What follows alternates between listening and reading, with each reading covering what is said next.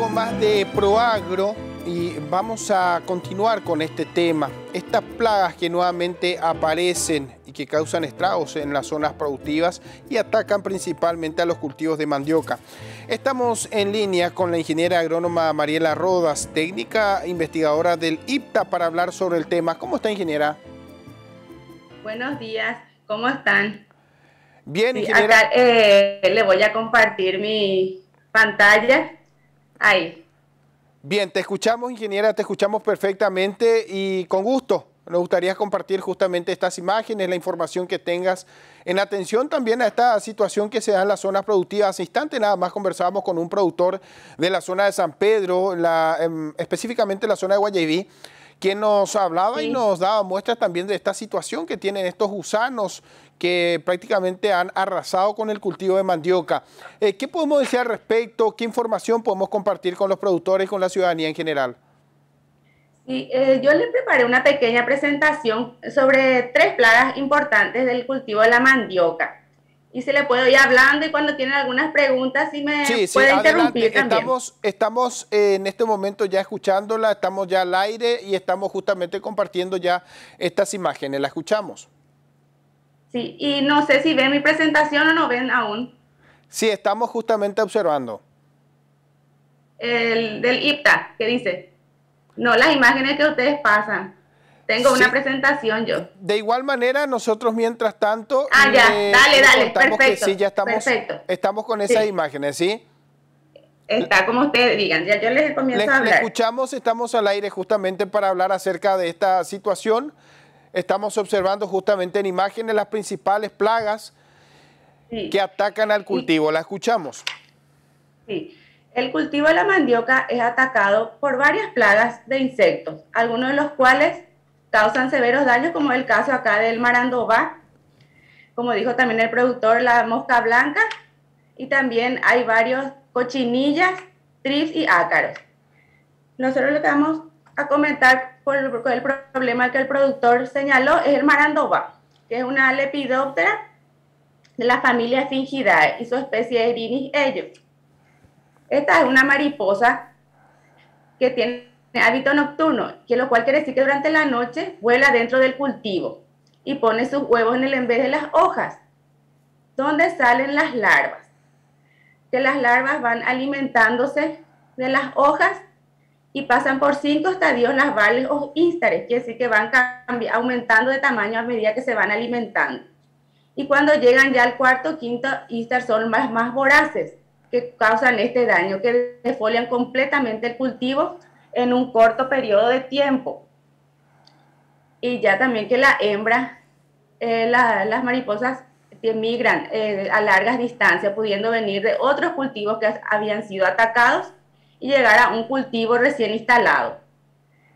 Y defolian completamente el cultivo. Este ya en un estadio más avanzado, donde causan la defoliación completa de las plantas. El, el ciclo de esta plaga es aproximadamente de 30 a 50 días, dependiendo de la temperatura. A medida que la temperatura aumenta, este ciclo se va acortando. Luego, cuando llega al quinto estado larval, la larva baja al suelo y empupa, donde pasa 2 a 3 días hasta que emerge nuevamente el adulto y se reinicia el ciclo. Cuando el ataque comienza en la primera etapa de desarrollo del cultivo, es muy importante porque ya afecta el contenido de la materia seca y también el almidón de las raíces. Se reduce considerablemente el rendimiento y también la calidad culinaria del cultivo. Por eso es muy importante que tengamos varias tácticas de manejo desde el inicio de la plantación, como es la buena preparación del suelo, ya que con las aradas y las rastreadas uno va matando o eliminando las pupas que quedan en el suelo, ya que el marandobá al terminar su ciclo larval, que es el estadio en que es considerado plaga, baja al suelo para empupar. Entonces, con la preparación del suelo, uno va matando las pupas y otros adultos que han quedado en el suelo. También es importante realizar la carpida dentro de la parcela de la mandioca, eliminando las malezas que también sirven de hospederos a muchas plagas, también como ácaros. y se deben sacar estas malezas dentro de la parcela, no dejar a los costados, porque de esa forma es un reservorio de huevos y larvas que luego pasan al cultivo de la mandioca. También es muy importante la selección del material para la siembra, que debe venir de plantas vigorosas y sanas. Se recomienda que tengan aproximadamente de 8 a 10 meses de edad y que estén libres de daños y también de ataques de plaga, o sea que no estén presentes ninguna plaga, que sean material sano para asegurar la alta calidad. También se recomienda hacer la rotación de cultivos, que puede ser con abonos verdes o con gramíneas, y que para evitar el cultivo sucesivo de la mandioca. También se hace el control mecánico. Justamente para realizar el control químico uno debe entrar y monitorear la parcela, revisar por lo menos 1 o 2 veces por semana el cultivo, inspeccionándole en vez de las hojas, todas las ramas, porque el marandobá pues se camuflaja muy bien en las ramas. Entonces uno tiene que mirar bien las nervaduras de las plantas, y si encuentra larvas o pupas pueden destruir manualmente, de manera a sacar ya esa del cultivo.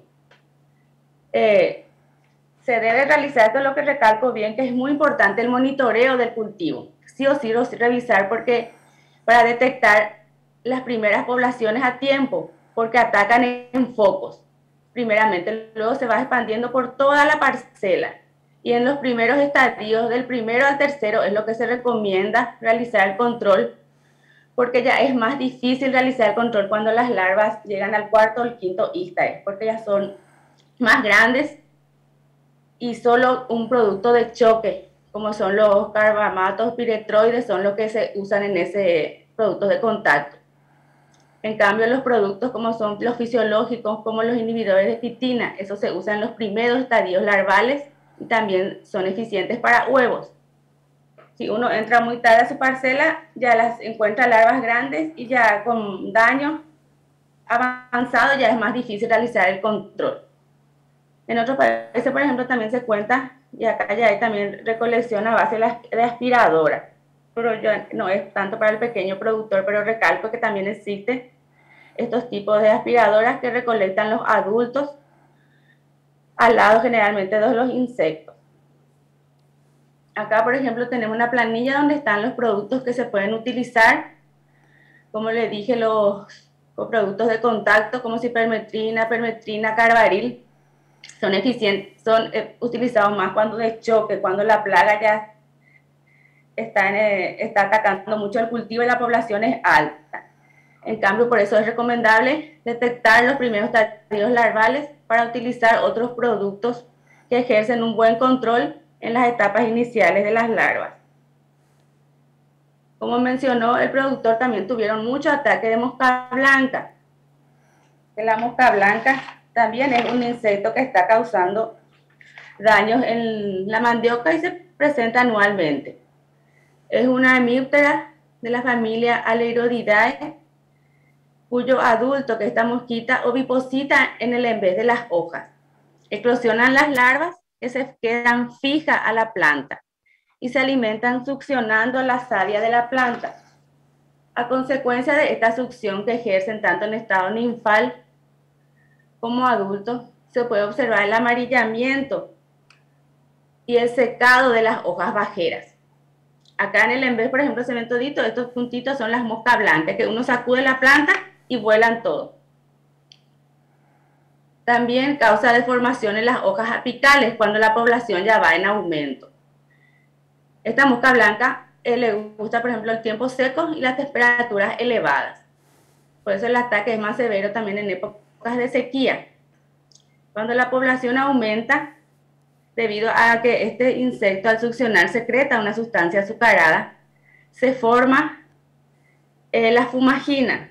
La fumagina es un hongo de color negro que se forma sobre la superficie de la hoja. Es lo que siempre se ve también en los cítricos, en otro cultivo, que es la hoja completamente negra. Es debido a que fue atacado por una alta población de mosca blanca y se formó ese hongo. Y esto dificulta la capacidad fotosintética también de la planta. Luego el control de esta mosca blanca se puede hacer con trampas también caseras. Eso consiste en pegar, se puede hacer el del ayudín, cortar y se pone un pegamento con aceite de motor y las moscas le atrae el color amarillo. Entonces vienen atraídos por el color y quedan atrapadas por el pegamento. Se recomienda cambiar cada 15 días o después de una lluvia. También están, esto acaba pincelando, se puede hacer con tela así amarilla, pero es el color amarillo lo que le atrae a la mosca. Es denominado control etológico, que funciona muy bien para la mosca blanca, porque atrae, también sirve como un monitoreo y también control para detectar las primeras infestaciones. También tenemos el chinche de encaje, que también hay muchos productores que han venido queriendo saber sobre este insecto que en los últimos tiempos también está causando mucho ataque, principalmente en épocas secas. Y cuando hay un periodo prolongado de sequía, es un problema muy grave también en el cultivo de la mandioca. También es un insecto succionador que se encuentra en el envés de las hojas, succionando la savia de la planta. A consecuencia de esa succión se observan manchas amarillas que a medida que el ataque y la población de la plaga va en aumento, se tornan de color marrón. Y estos pequeños puntos que ven acá son los excrementos del chinche. Otra recomendación también para control es que antes de la plantación de la mandioca se haga un control químico con insecticida y fungicida. Se pone en una bolsa y se mete en el preparado. Se deja secar y se lleva luego a plantar. Y es muy importante también tener en cuenta cuando se aplican los productos, que los productos de contacto deben mojar bien a la planta porque debe alcanzar al insecto para que pueda ser controlado. Porque si uno no moja toda la planta, hay lugares donde puede ser que esté el insecto y no le llegó el producto, entonces no pudo ser controlado. Tener paciencia y mojar bien toda la planta.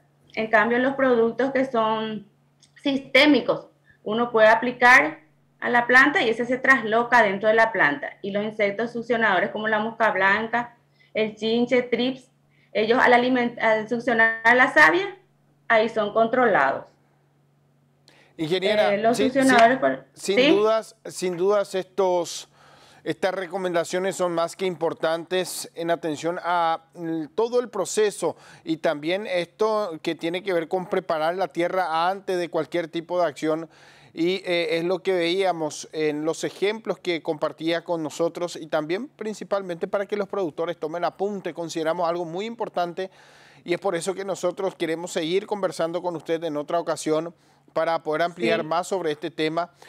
Consideramos algo muy importante, reiteramos esto que es demostrado también que tiene resultados cuando es bien aplicado y esperemos también que los productores puedan tener en cuenta. Muchísimas gracias, ingeniera, gracias por su explicación, gracias por su tiempo y reiteramos, valoramos el trabajo que vienen desarrollando y más adelante vamos a hablar acerca de este tema porque da mucho de qué hablar este tema. Muchas gracias, cuando guste.